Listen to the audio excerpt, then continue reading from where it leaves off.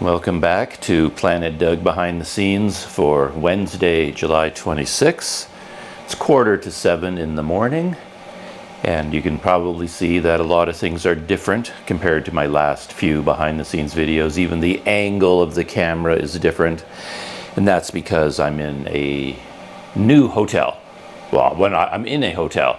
Previous to this, I was inside the bedroom of a house, and the mattress there was relatively hard. It was more like a thick, lumpy futon more than a mattress. But here in this hotel, a low-budget hotel, which I'll talk about a bit more in a minute, it has a soft, very gushy, bouncy mattress. And when I put my camera on its small tripod over here on the mattress, as I did at the house, it's too precarious. It's like wobbling all over the place, and it's definitely going to go crashing to the ground if I'm not paying attention. So I had to put it on a little stool here on the side of the bed, so it's aiming at me at an angle. And as always, my kettle is slowly coming to a boil. Oh, where to start with my small adventures? I think I slept really well. I say that because my head feels like it's full of cotton. It's just like stuffed or something. I don't feel fully engaged. I don't feel fully awake yet. It's going to take a while. And my body feels the same. It sort of feels like a truck ran over it. And that's usually an indication that I kind of slept deeply, and then my body has to kind of come back out of its state of having been run over by a truck. And that tells me that I really wasn't sleeping that deeply up at the house where I was staying. I slept much better here, which is a bit ironic, because I've had a lot of trouble here. Again, I'll talk about that in a minute. I guess I'll start with coming here. The hotel is called, well, it has a few different names. It's funny, I've encountered this a lot. A lot of these like low budget hotels have been taken over by branding chains. So Oyo, of course, out of India, and I've talked about Oyo hotels quite a bit. When I was here in Sumatra before, I had a lot of trouble with Oyo hotels because their online booking and reservation system wasn't working.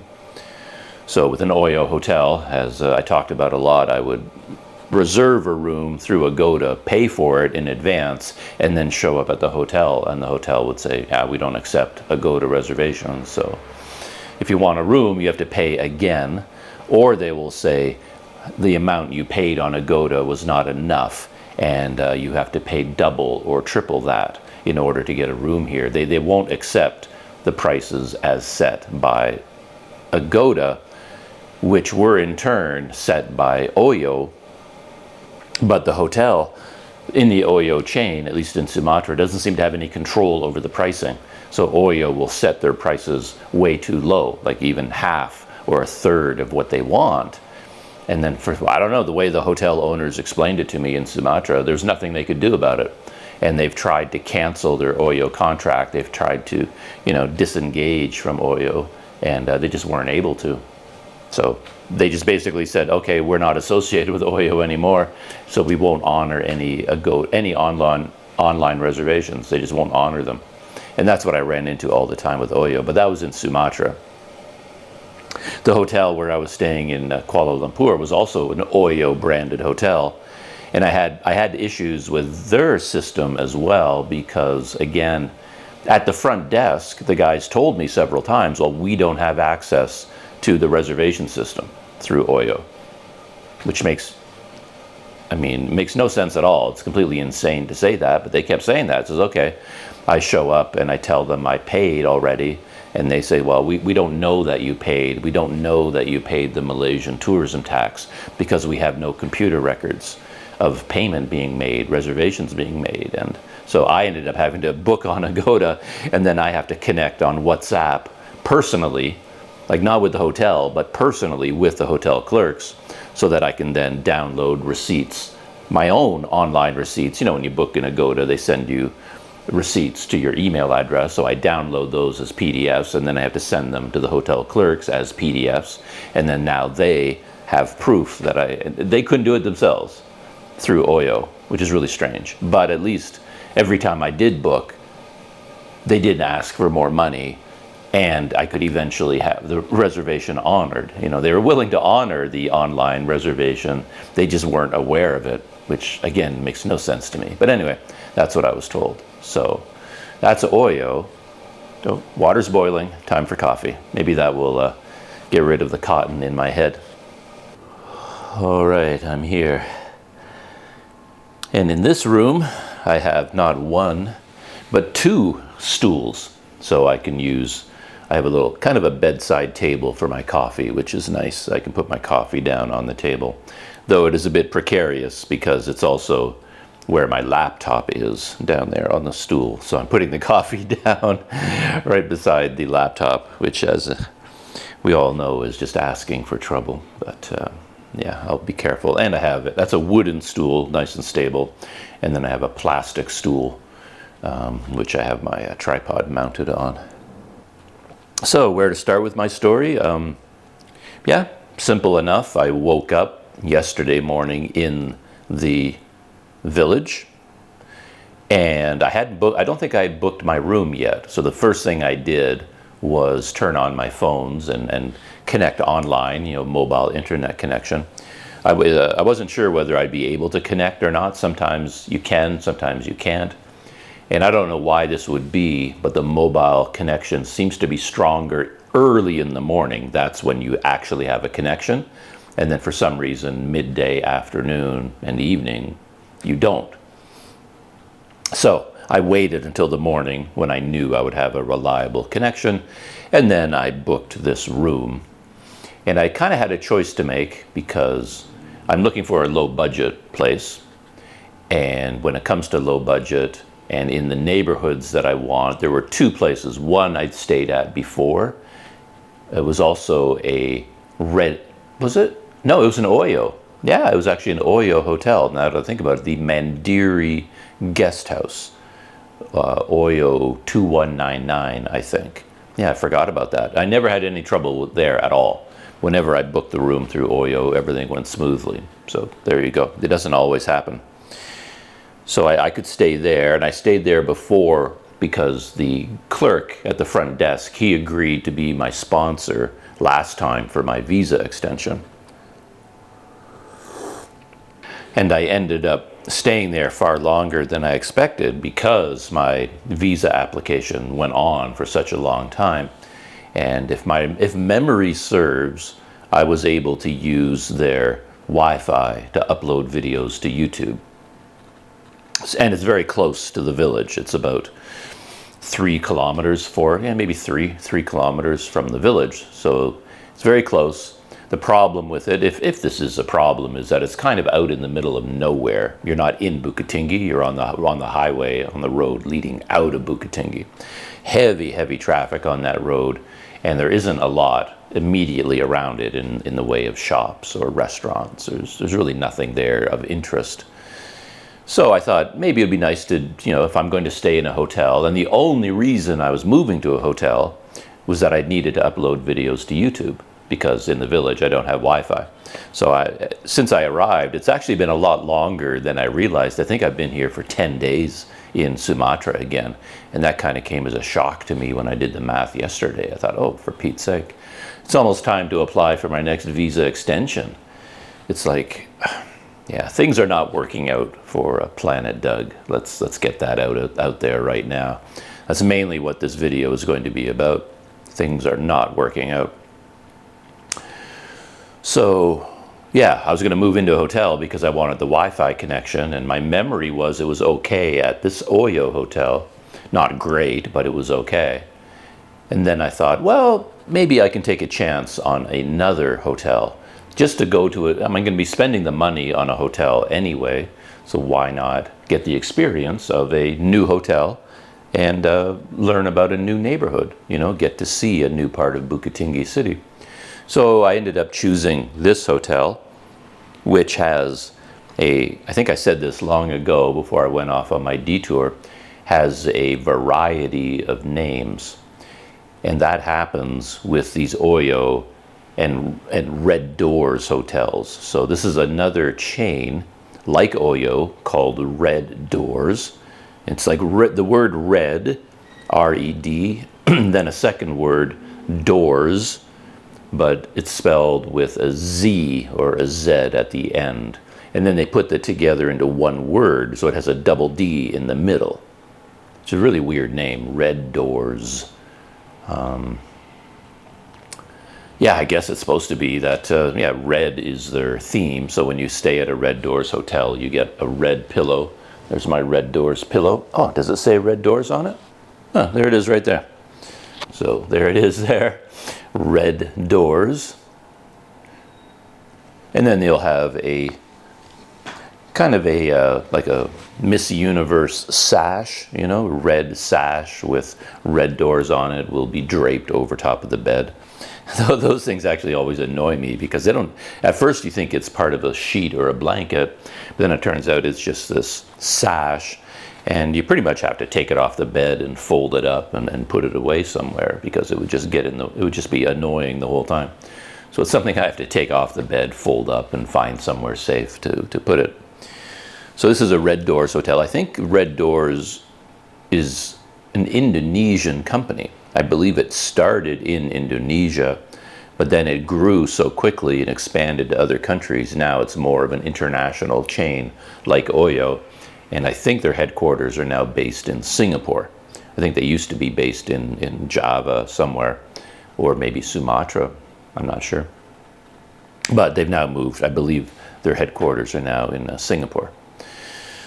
So I saw this hotel, and as I said, the names are complicated because if you go on Google Maps, I had this open already, but I've been telling this story for so long that my phone went to sleep. So on Google Maps, it's called Red Doors Sharia near Pasar or Kuning. So it's more like a description than a name. Because a lot of these ones, like if you look at all the Red Doors, the very first hotel I stayed in Bukit Tinggi long ago was also Red Doors. But so that one was called Red Doors Sharia near Jam Gadang. So these two hotels have the exact same name as far as Red Doors is concerned. It's Red Doors Sharia. I didn't know how to say that word for the longest time. So Sharia is spelled S-Y-A-R-I-A-H. And I didn't know what that word was, and I didn't know how to say it. But then someone eventually told me that no, it's it's because this is a specifically Muslim-friendly hotel. So when you stay at one of these hotels with S-Y-A-R-I-A-H, it will have, you know, the arrow pointing to, you know, the direction you face for prayer. It will have a prayer rug. This one has, yeah, a prayer rug in the room and a copy of the Quran, and it's just run on Muslim principles. So a Muslim person can stay in one of these hotels comfortably. So because of that, this word is actually like Sharia. We've all heard of Sharia law, right? The Muslim code of conduct and law. So that's what that is. And someone told me that, and I went, ah. Here, I don't think they quite say it like Sharia, the way we heard it in the media a lot. We always hear about Sharia law in Iran or Iraq or any country like that. I don't think they say it here, but I've gotten in the habit of saying Sharia. So anyway, this is the Red Doors Sharia near the Pasar or Kuning market. And the other one is Red Doors Sharia near Jam Gadang, you know, near the market, or near the clock tower. So that's how they distinguish them. And I also liked this place, this listing. It looked good, you know, the photographs look good, reviews were good. I think it has like an 8 point something rating, you know, on Agoda. Some people had bad things to say about it, but I think the people who's had bad things, it was a problem with expectations, because it's a very cheap hotel. I think I paid 85,000 rupiah per night, and I can pay, yeah, there it is there, 85,000, which is like $5.50 US per night. or 25 ringgit. And you can pay that much because they actually have single rooms. Most hotels don't have single rooms. They have all doubles, you know, so you're kind of paying for 2 people. But they advertised a single room, so you get it quite cheaply, like I said, about $5 a night. And the facilities seemed really good for $5 a night. Based on the pictures, the room looked large for a single room, private bathroom, and I misread it. I thought it said air conditioning, which really surprised me because you're not going to get air conditioning at that price. But it says it has air conditioning in the public areas, which it doesn't, you know, but it says something about air conditioning. And people were talking about how the hot water didn't work, right? In the reviews, they were saying the hot water didn't work. Or they worded it strangely. It was like an Indonesian to English translation, something about the hot and cold water were intermixed or something, alternating or something. But I was thinking, hot water? I mean, does it even have any hot water? So I thought the possibility of actually having hot water would be kind of cool. So I booked it, and then I spent quite a bit of time packing up. It took a lot longer than I expected because it had been a while since I packed up my bike. And I was going to stay, I booked this room for 2 nights, and I needed to bring all my gear with me because I was intending to upload videos to YouTube. So I needed my laptop, and I needed all my power stuff, and my portable hard drives, all my memory cards, all my camera gear. I needed to bring all my gear with me. And that ended up being complicated to do, to put on the bicycle, because I was going to ride my bike down here, because I hadn't done it for a long time. And I had recently rebuilt my camera mounting systems on the bicycle. And I thought, since I just did that, why don't I film the event? So I was going to shoot video of moving from the village, coming here to this hotel and checking, you know, coming into Bukittinggi, seeing a new neighborhood in Bukittinggi, and moving into the hotel room. So I was going to shoot a Planet Doug video about that. And then I can use my new camera mounting system. So I also had to set up all my camera gear and all my microphones and get all that working and testing. And that ended up being far more difficult than it needed to be. Because even with all the new systems I have, which makes it easier, you're still dealing with GoPros. And, you know, I had everything ready. I mean, and I timed things so carefully so that everything is ready to go. And at the very last minute, just before I go outside and get on the bike, that's when I take a last shower. Like, I'll visit the bathroom one last time, take a cold bucket bath, because by the time I'm packed up and I have the bike ready to go, I'm drenched in sweat. I'm hot and tired and sweaty, and I don't want to get on the bike and start riding. So what I like to do is get everything ready. Like, all I have to do is bring the bike outside, attach the bags, and go. That's all I want to have to do. And then I jump in the bathroom, take a cold shower, get dressed, and then I'm ready to go. And of course, I have to test the camera to make sure everything's working. So I record a little test video. I hit record on the GoPro, you know, got my microphone, testing, 1, 2, 3. I tap the microphone lightly to send a signal so that, and then I'm going to play the video, you know, stop the recording, play the video back, and then I'll be able to see whether it's working or not, and then I can go.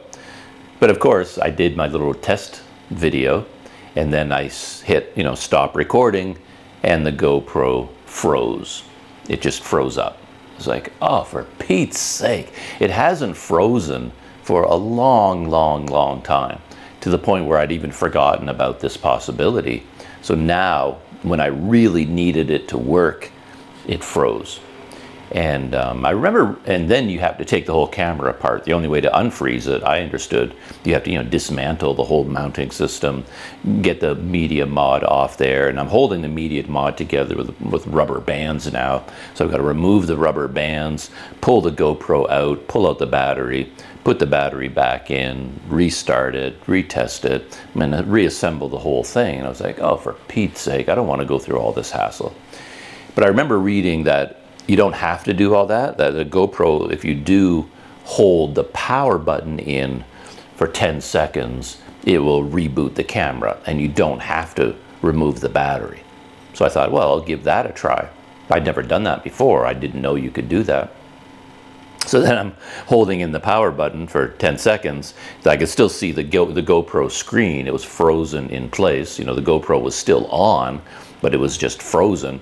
So I'm trying to reboot it, you know, and I'm holding in the power button, and then the thing goes beep, beep, beep, beep, beep. I get all these beeping sounds, and then I get an SD card error.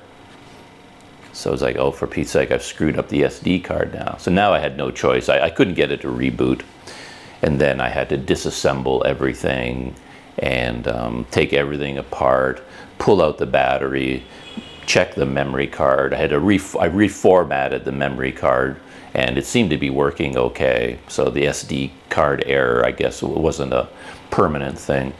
And I had to reassemble everything. And then by the time I finished all that, I was a little bit flustered and hot again, because it was pretty hot in the room where I was doing this, and it was kind of dark and it's awkward, and I was so irritated. But I did not take another shower. Then I carried my bike outside and attached all my bags, and then I did a little GoPro video thing where, you know, welcome to Planet Doug, and I explained what I was doing and why I was even shooting video, and I showed a little bit about the camera mounting system. I have it on a quick release system now on my broomstick. I have a quick release mounting system on the broomstick, and I had a GoPro on a chest mount, which turned out to be a real problem, because as I was riding along, I wanted to check to make sure that things were working okay. And then when I reviewed the video from my chest harness, I had it on a completely wrong angle. It was facing too far down, because when you have a GoPro on your chest, you can't see the screen. So there's no way to tell where it's pointing, and you have to do a bunch of tests to figure this out. Where, you know, so I had to kind of keep moving it, and because if I'm standing up straight, I can't make a judgment call based on that, because I want it at a proper angle for when I'm on the bike riding, which means I'm leaning forward on a sharp angle, and then I need the GoPro pointing forward even though my body is on a sharp angle. And you've got to do all these fancy mathematical calculations to figure out exactly where to put it. But all this video I was shooting was completely unusable, because I was basically shooting my knees and the pavement, because it was pointing down rather than forward. So that was a complete waste of time. But then I did adjust it later on.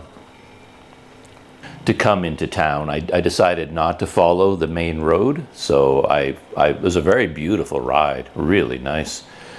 I went down all these small countryside roads, passing through lovely villages, mosques, the rice fields, the water containers, you know, the tabek in front of the houses and the mosques. Really, really beautiful. It's a beautiful ride. You know, it's downhill all the time. Of course, once I got into Bukittinggi itself, things got pretty crazy. The traffic levels, you know, went through the roof. And this hotel, I had to ride through a really busy market neighborhood. This Pasar Our Kuning market. Very busy area, very crowded. I made one short detour into a bus station, because there's a bustling bus station there, and I just rode my bike through the bus station just to check the place out. And then, then I had to carefully zero in on this hotel. You know, it was kind of deep in this neighborhood where I had to do a bunch of left turns, right turn, left turn, right turn, left turn, right turn, to finally get to it in a small back street.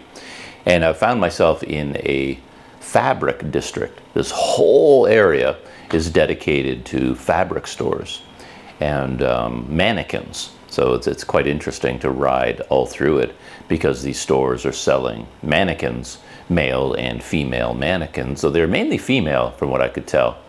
And they have them, just dozens of them in front of all these various shops. And then all these fabric stores, you know, combined with the mannequin sales. So it's kind of an interesting neighborhood to ride through. And I eventually found the hotel, But from a distance, boy, I kept meaning to talk about this and I never finished the story. So yeah, my brain isn't working.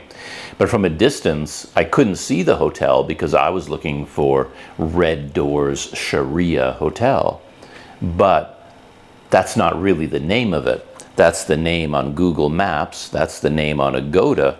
But the name of the actual hotel historically is Dean Hotel.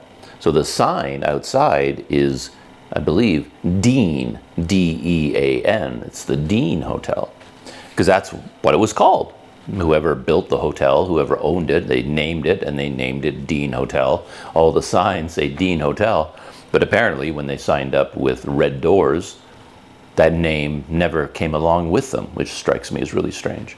And now it's known as Red Doors Sharia, but of course the big sign doesn't say Red Doors Sharia, it says Dean Hotel. But eventually I figured that out. And then once I arrived at the place and checked it out a little bit, I could understand why people were saying that they were disappointed in the hotel. And the number one comment they were saying is that the photos are kind of fake, that the hotel is nothing like in the photos. And I understand what they mean, because when you look at the photos, you see a classic building, like a big building. You know, this is one of the rooms that they have. I don't know if it'll, probably won't show up.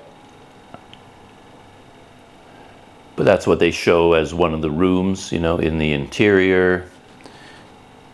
And as for the exterior, it's kind of funny actually. And there's kind of a photo of the lobby, you know, the check-in desk. And then here is the photo of the outside.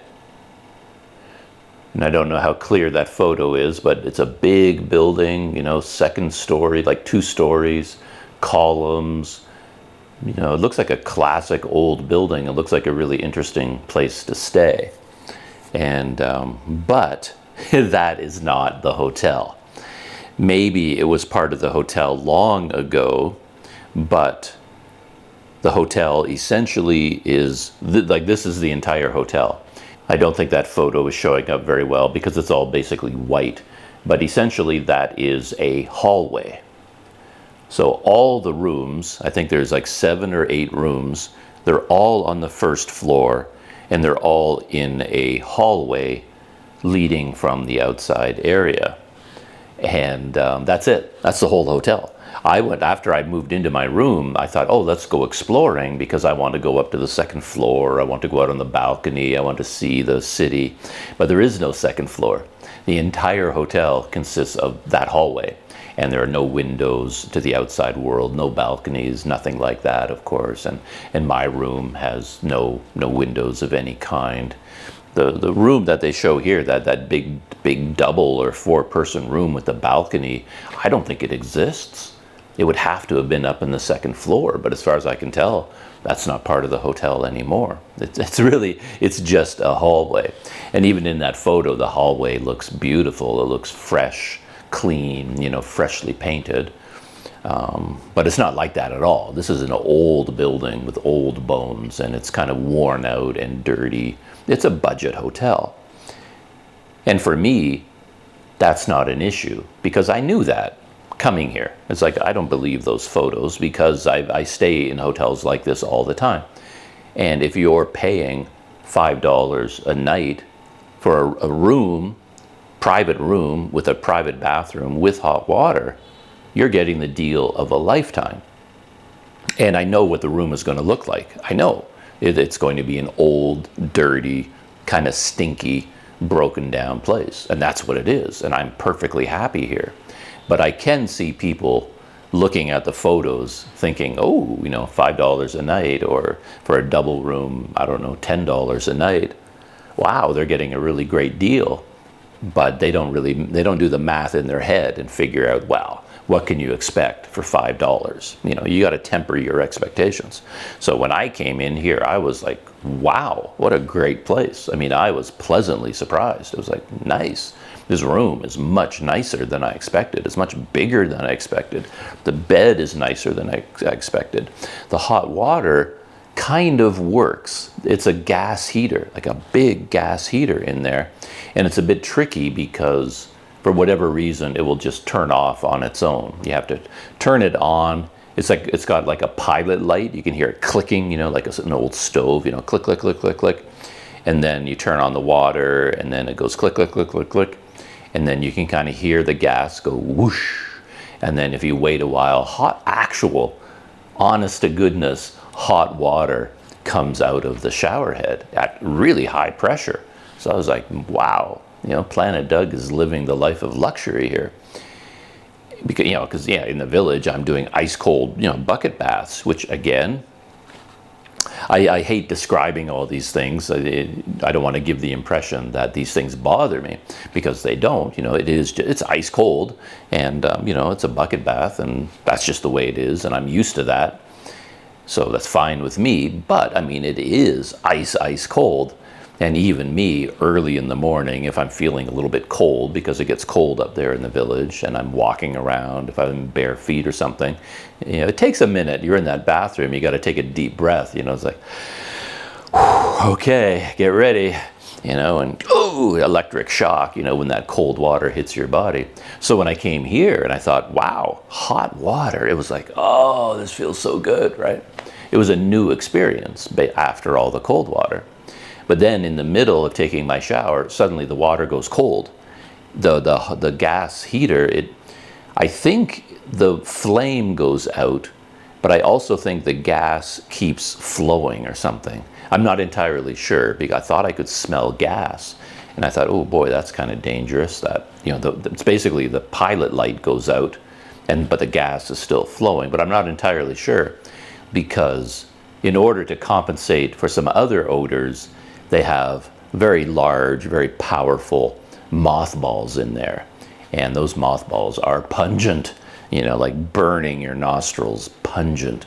So you got to keep the door to your bathroom closed, because you don't want that mothball smell permeating the whole room while you're here.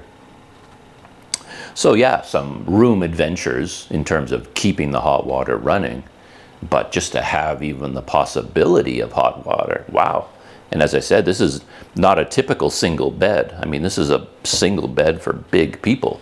You know, 2 people that are happy with their company, you could probably fit 2 people on this bed. I don't know if I'd quite call it a double. It's more or less like a large single. Carpeting on the floor, lots of space. I could even bring my bicycle in here if I wanted to. I locked it up outside.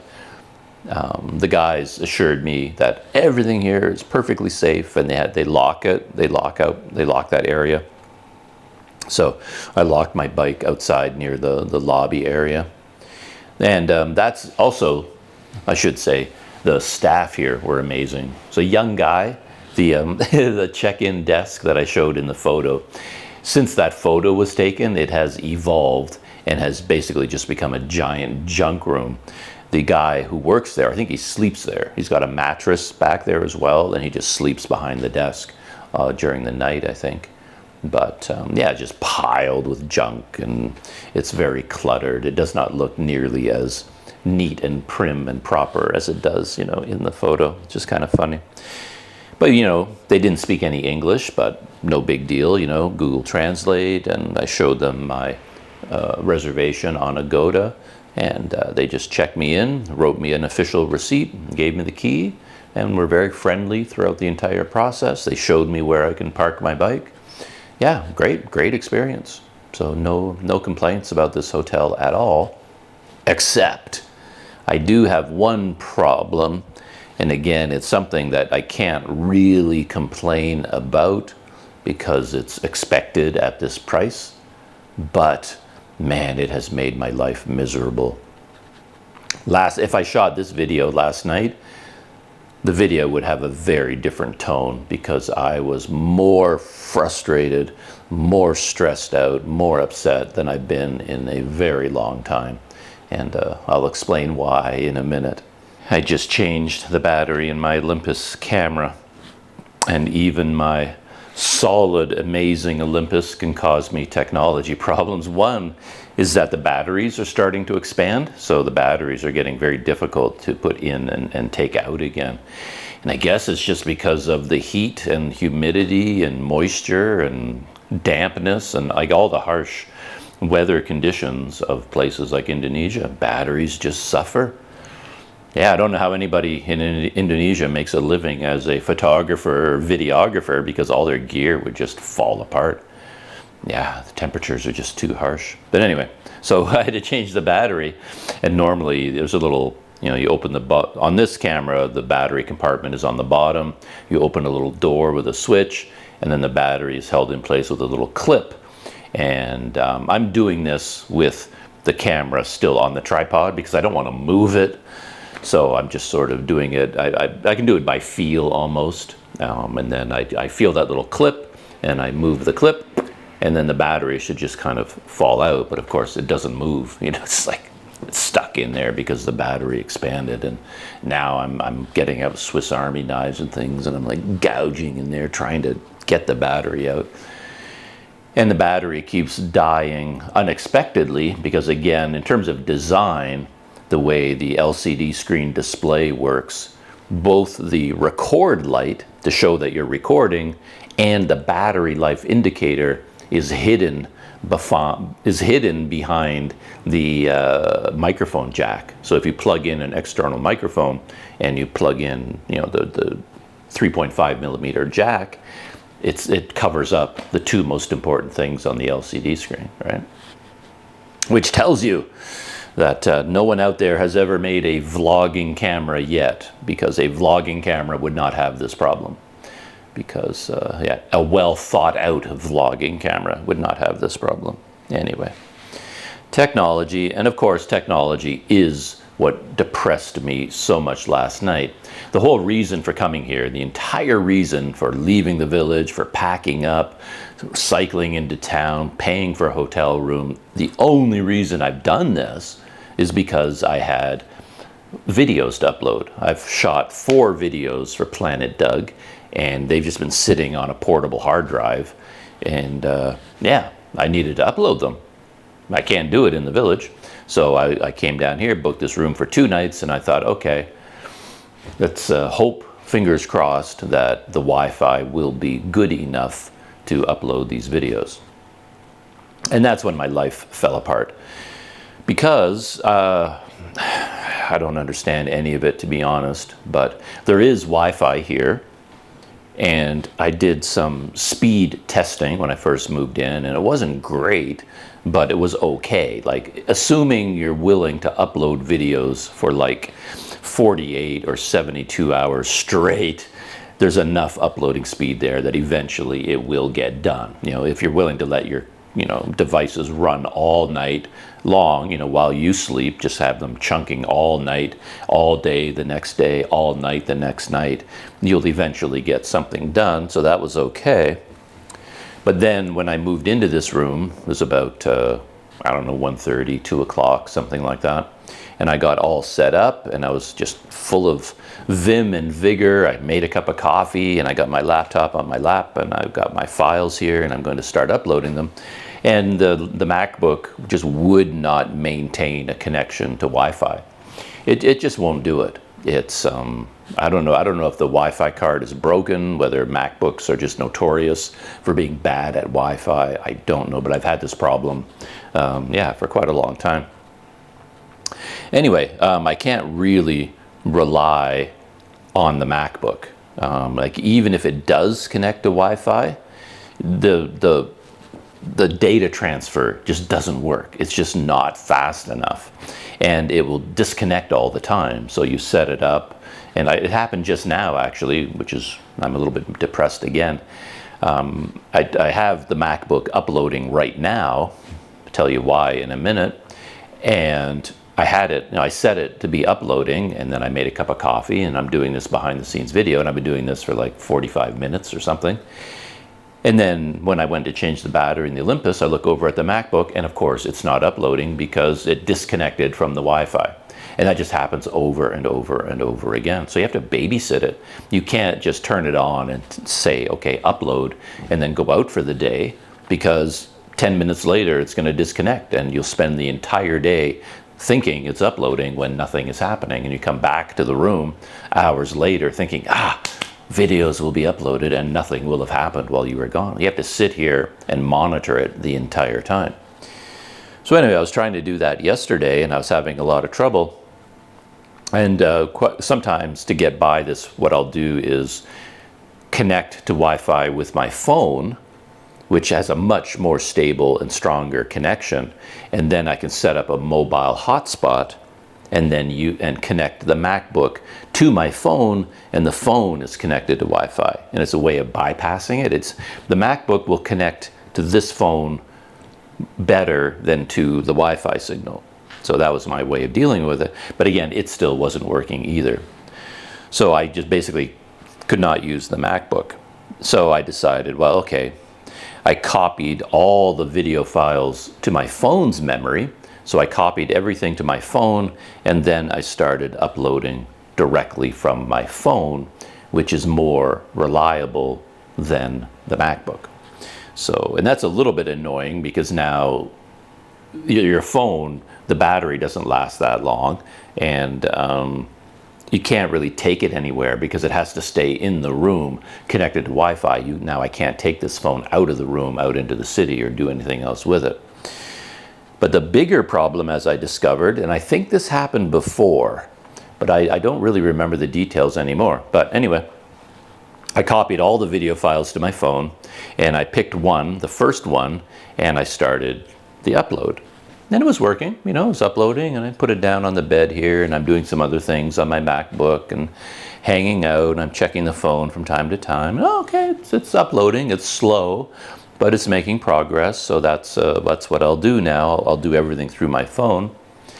And then that started around 2 o'clock, 2:30, whenever I started uploading that video.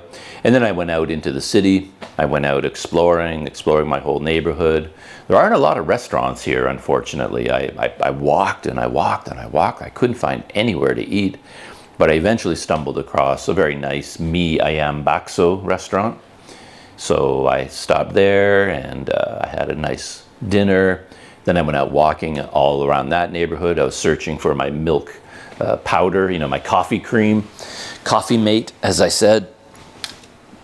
And I was out for a long time, and then I finally came back here, and it was about, I don't know, maybe 5:30, 6 o'clock. I came back here. It was starting to get dark.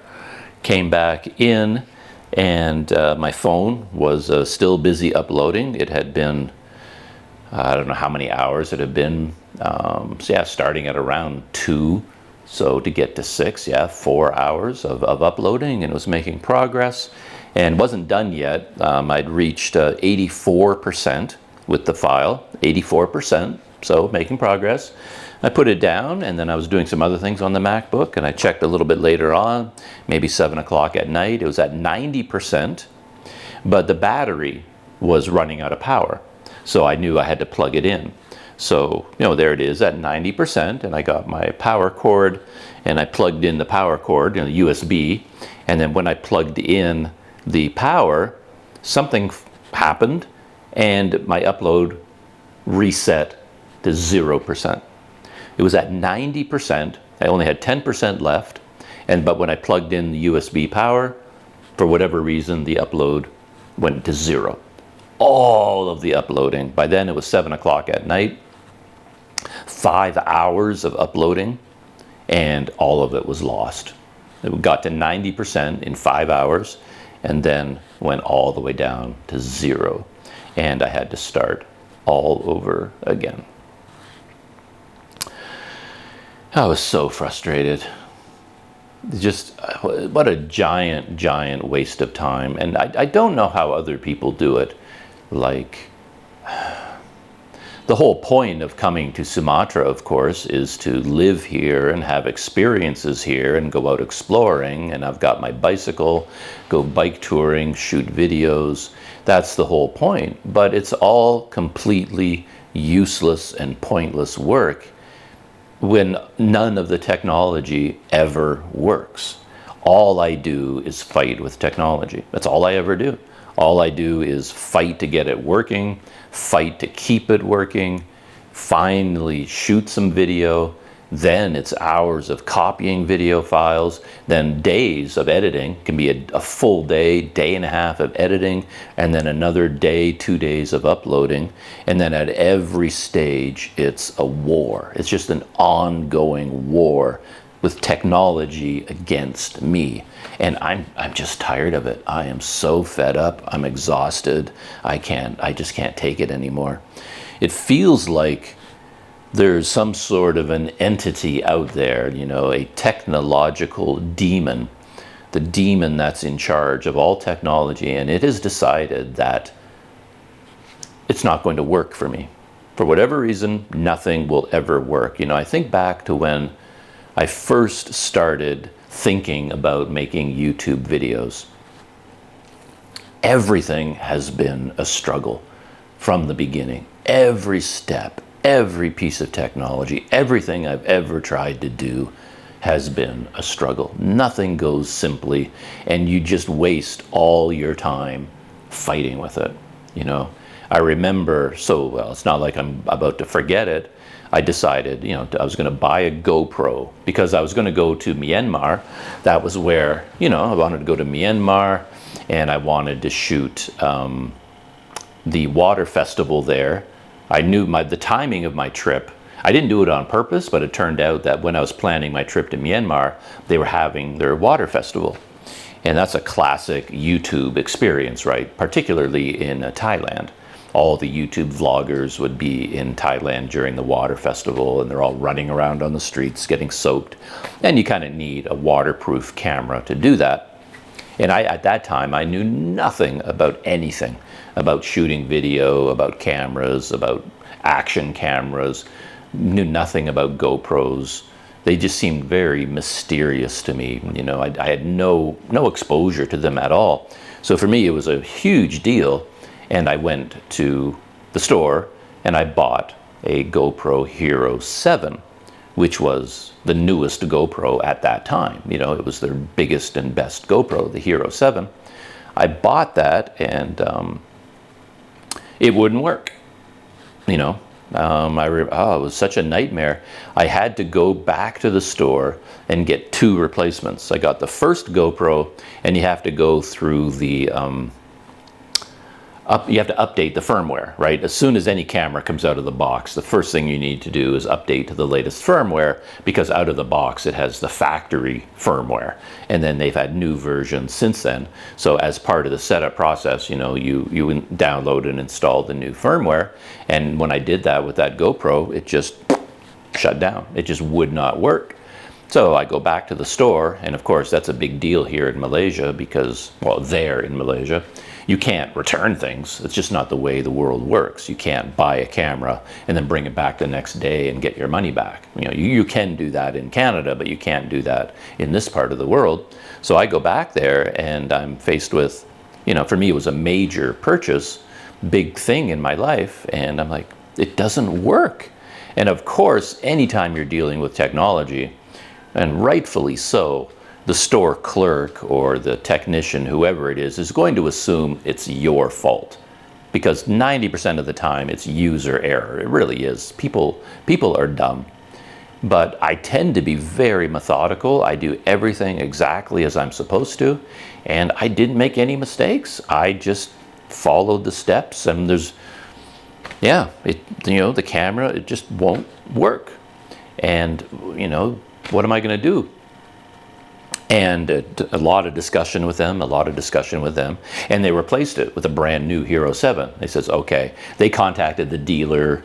I don't know why I'm telling this whole story again. It's just going to upset me. But anyway, they contacted the dealer because they had to get permission in order to send it back to the dealer, because the store doesn't want to be left hanging, you know, with an unusable GoPro that they can't sell. They have to send it back to the dealer, and they have to convince the dealer that it is a real defect in the camera and not user error. And they finally convinced them, gave me a new Hero 7. I took it back to my guest house, set it up, did the firmware update, same thing. It just locked up and wouldn't work. Two 2 GoPro Hero 7s in a row, completely unusable right out of the box. So feeling horrible, I went back to the store and said, yeah, the second GoPro you gave me, same thing, firmware update, and it just shut down. It won't work. And that turned into a big, long deal. And to my amazement, they gave me a third GoPro, third Hero 7. But they said they would only do this for me on the condition that I promised never to update the firmware. Like, do not update the firmware. Just use it out of the box. And that's what I did. And of course, that GoPro did work.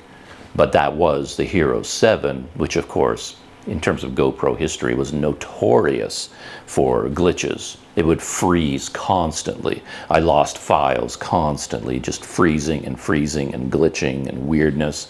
That Hero 7 was a major problem, you know, the whole time I had it.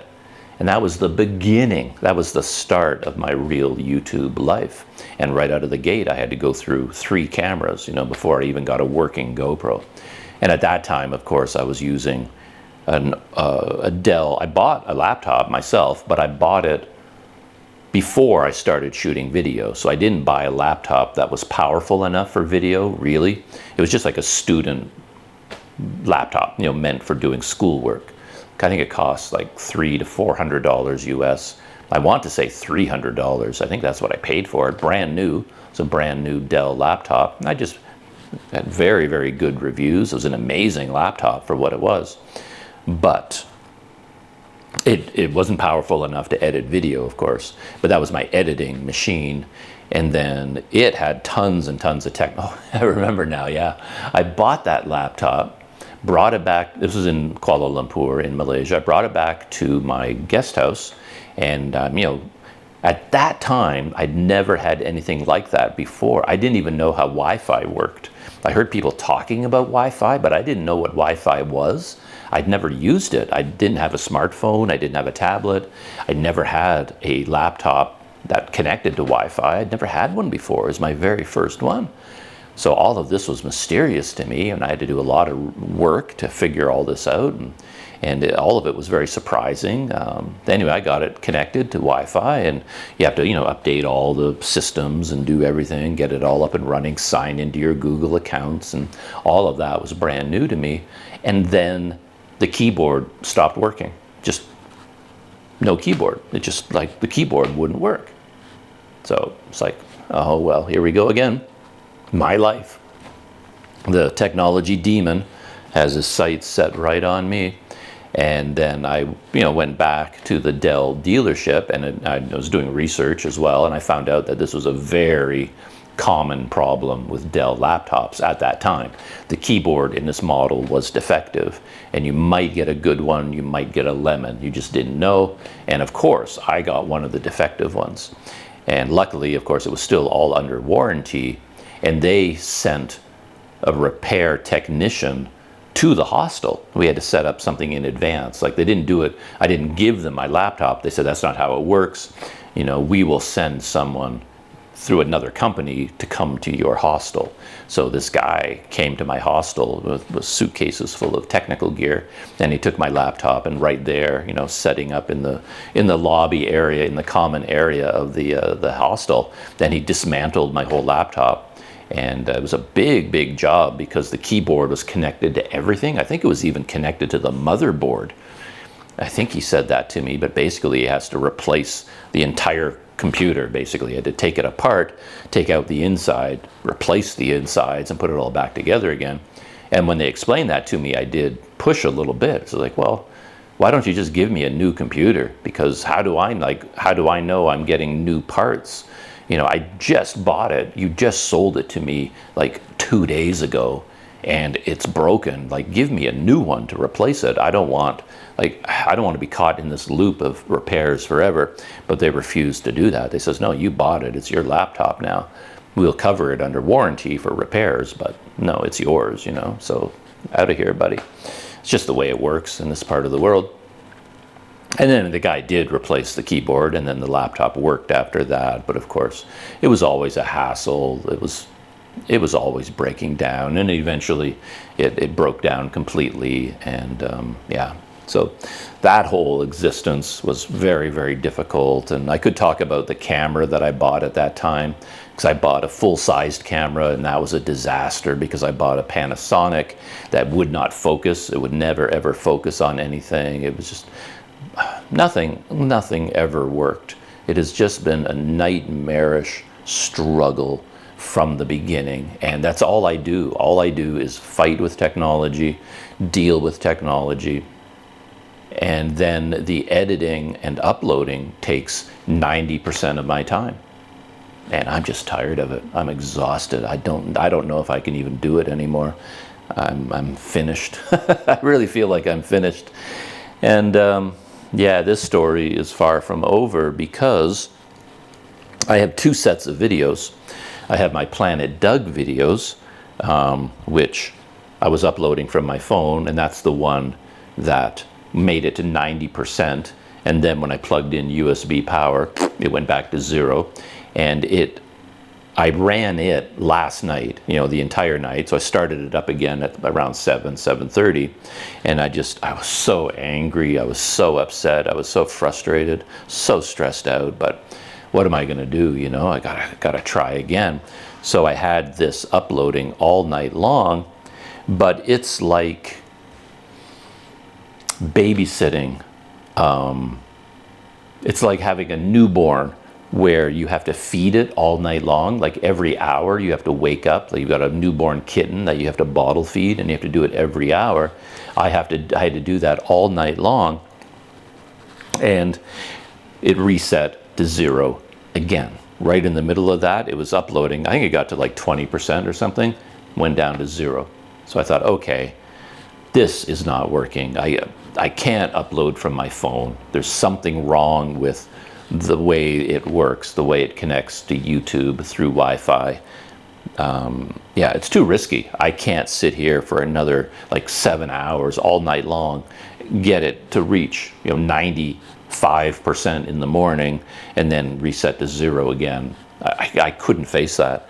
So then I switched to my MacBook. I thought, okay, let's just do it from the MacBook and connect to Wi-Fi, and let's just see whether I can get it to work, because it can connect to Wi-Fi. It's not a steady or reliable connection, but it will connect if I put it down here beside me, like right here on this spot on the stool near the door. Somehow it connects there. And then throughout the entire night, I just monitored it constantly.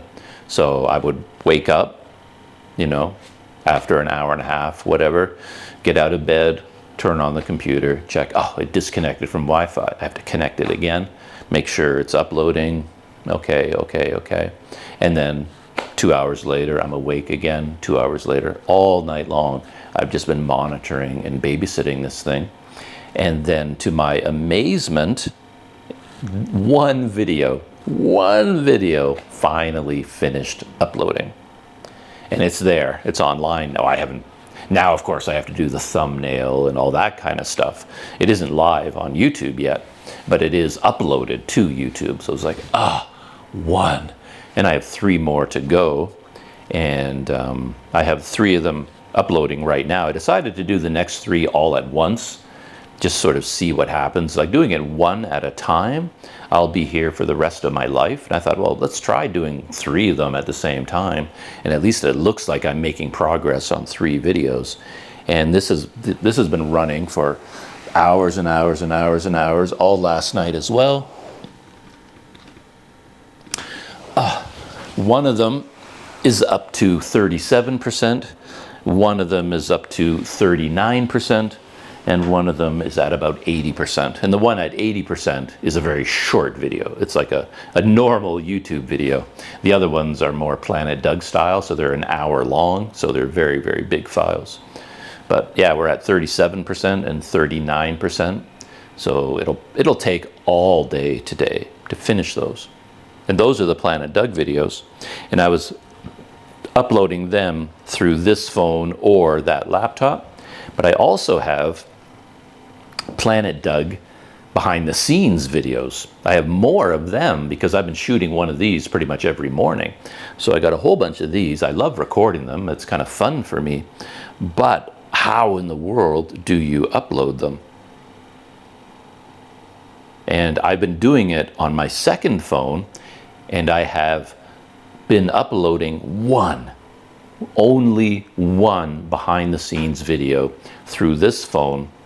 And I had it running all day yesterday, all last night, and I woke up this morning and I turned it on and it said it had 2 minutes remaining. It was almost done. It said 2 minutes remaining to complete the upload. And then while I was looking at the phone, while I was holding it, it reset to 0. So it was at 98% uploaded, 2 minutes remaining, and while I was looking at the phone, it reset to 0% and started uploading all over again from the beginning. So this video, the one video, has been uploading basically since, well, 2 p.m. yesterday. So that's 10 hours until this morning when I got up, 7 a.m. 17 hours of uploading, 17 hours to reach 98%, and then it went back to 0 and started all over again. It's like, oh man. Yeah, I may be done. This may be the last YouTube video I ever shoot because I just can't take it anymore. I'm exhausted, I'm worn out, I'm stressed out. All I think about is YouTube. All I do is YouTube. And it's just this fight with technology. Yeah? Anyway. I think I'm going to stop here because, as I said, I'm so stressed out, so frustrated. Who knows? I'm here in this room. Maybe I'll grab my passport and just walk out the door. Just walk out the door. Just leave everything here.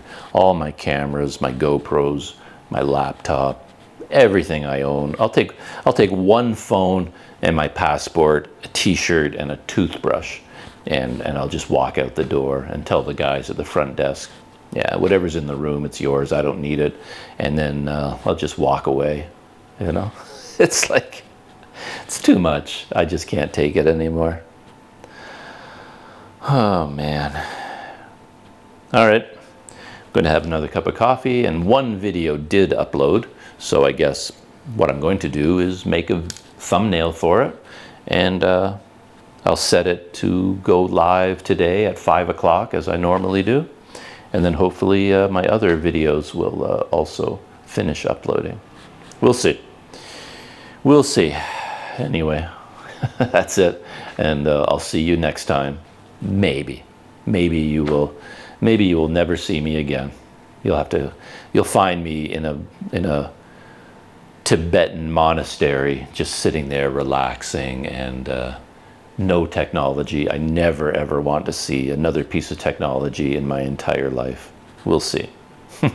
I'll see you then, either in the monastery or back on YouTube.